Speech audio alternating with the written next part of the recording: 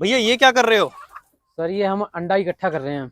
अंडा इकट्ठा कर रहे हैं। तो भैया जी। आपने जो ये ब्रीड पाली हुई है, ये कौन सी ब्रीड है? ये सर RIR ब्रीड है।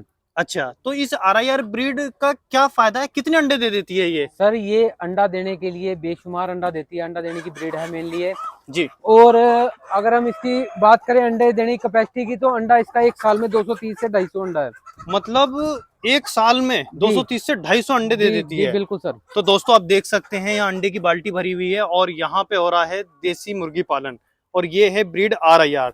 तो भैया इसकी थोड़े और खासियत बताइए।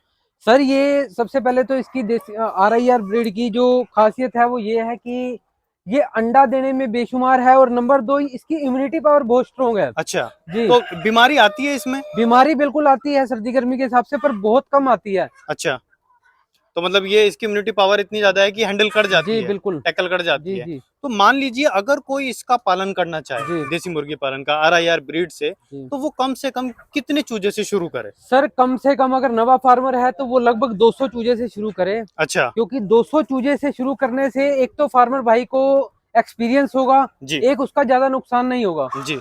तो भैया जैसे मान लीजिए आपने कहा कि 200 चूजे, जी। तो 200 चूजों के लिए कम से कम कितनी जगह चाहिए? अगर हम इसकी बात करें 200 चूजे के लिए, 200 चूजे के लिए इसको 10 बाय 20 कवर्ड एरिया चाहिए। अच्छा, जी। की का जैसे मान लीजिए इनको खिलाने पिलाने की बात करें, तो लगभग कितना खर्चा आ जाता है एक बर्ड पे जब तक वो अंडा देती है? सर अगर ये भी दो तरीके से खिलाया पिलाया जाता है इसको। अगर हम इसको बात करें फ्री रेंज में खिलाने की, हम्म। तो आप इसको किचन वेस्टेज दे सकते हो, पालक मेथी घर की जो भी आपका बचता है वो सब कुछ दे सकते हो।